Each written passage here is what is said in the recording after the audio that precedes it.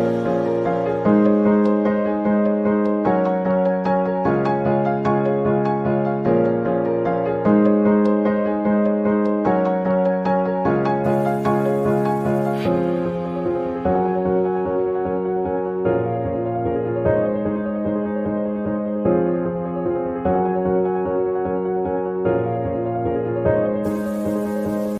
était une fois un petit garçon nommé Léo. Léo aimait passer son temps à explorer la forêt près de chez lui. Il avait l'habitude de se perdre dans les bois, découvrant de nouvelles merveilles à chaque coin de rue.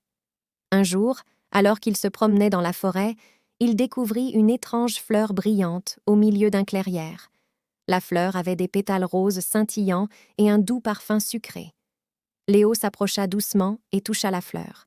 Soudain, un éclair de lumière jaillit de la fleur, l'entourant complètement. Léo fut enveloppé par la lumière, et quand il rouvrit les yeux, il se trouva dans un endroit complètement différent. Il était au milieu d'un jardin enchanté, rempli de plantes magiques, d'animaux parlants et de créatures fantastiques. Léo était émerveillé par ce nouvel univers. Il rencontra un lapin vêtu d'un gilet et d'un chapeau qui s'appelait Roudoudou. Roudoudou lui expliqua qu'il était dans le jardin de la fleur magique, un endroit mystérieux où les rêves de chacun prenaient vie.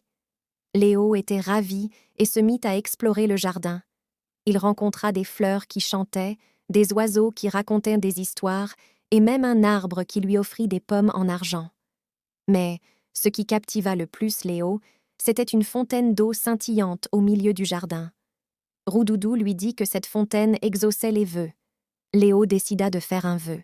Il souhaita que tous les enfants du monde puissent vivre dans un endroit aussi magique que le jardin de la fleur. La fontaine se mit à briller intensément, puis une pluie de pétales de fleurs magiques tomba du ciel. Roudoudou sourit et dit à Léo que son vœu avait été exaucé. Léo passa des jours merveilleux dans le jardin enchanté, mais il finit par comprendre qu'il devait rentrer chez lui. La fleur magique le ramena à la clairière où il l'avait découverte. Léo rentra chez lui, mais il savait maintenant que la magie était réelle et que tous les enfants du monde pouvaient rêver de vivre dans un endroit enchanté. Depuis ce jour, Léo n'a jamais oublié son aventure dans le jardin de la fleur magique. Il raconta son histoire à tous les enfants de son quartier et ils rêvèrent tous de vivre des aventures magiques comme la sienne.